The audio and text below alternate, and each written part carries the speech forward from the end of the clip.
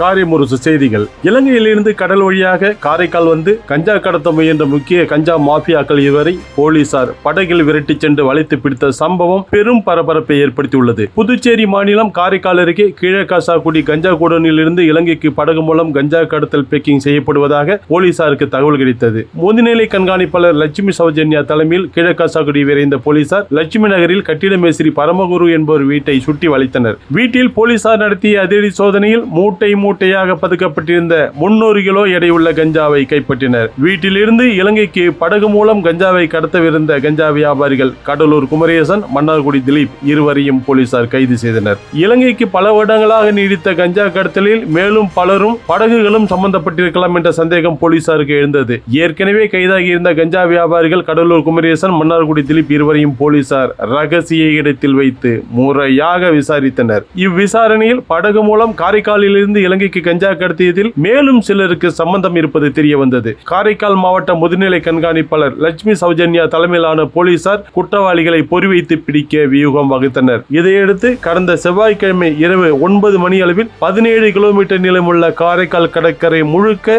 போலீசார் படகுகள் மூலம் அதிரடி கண்காணிப்பில் ஈடுபட்டனர். காரைக்கால் மீன்பிடி துறைமுகம், காரைக்கால் கிராமங்களில் போலீசார் மாறுவேடத்தில் காத்திருந்தனர். அப்போது நடுக்கடலிலிருந்து படகில் இருந்தபடி கரையில் சிலரை செல்போனில் சிலர் தொடர்பு கொண்டது தெரிய வந்தது. செல்போன் உரையாடலை ஆய்வு செய்த போலீசார் கீழக்காசாக்குடி விநாயக மிஷன் மருத்துவக் கல்லூரி எதிரில் இருக்கும் எமரால்டு பீச்சுக்கு விரைந்தனர். எமரால்டு பீச், அதையொட்டிய அடர்ந்த சவுக்கு தோப்பு முழுவதையும் போலீசார் தங்களின் கட்டுப்பாட்டுக்கு கொண்டு வந்தனர். அதே நேரம் காவல் கண்காணிப்பாளர் சுப்பிரமணியன் உத்தரவின் பேரில் கடலோர காவல்படை ஆய்வாளர் பிரவீன்குமார் மற்றும் போலீசார் விசைப்படகில் கடலில் ரோந்து சென்றனர். கீழக்காசாக்குடி எமரால்டு பீச்சுக்கு நேராக 8 கடல் மைல் தொலைவில் இலங்கை பகுதியில் இருந்து ஒரு படகு அதிவேகத்தில் கரையை நோக்கி வந்து கொண்டிருந்ததை போலீசார் கண்டுபிடித்தனர். புரட்டி போடும் பேரலையை பொருட்படுத்தாமல் சுமார் 2 மணி நேரம் இலங்கை படையை இரவு முழுக்க விரட்டி பிடித்தனர். படகை கரைக்கு கொண்டு வர சிரமம் ஏற்பட்டதால் மீனவர்களின் உதவியுடன் படகை கரைக்கு கொண்டு வந்தனர். படகில் இருந்து இலங்கையைச் சேர்ந்த சுமார் 40 வயது மதிக்கத்தக்க கடத்தல் பேர்வழிகள் இருவரை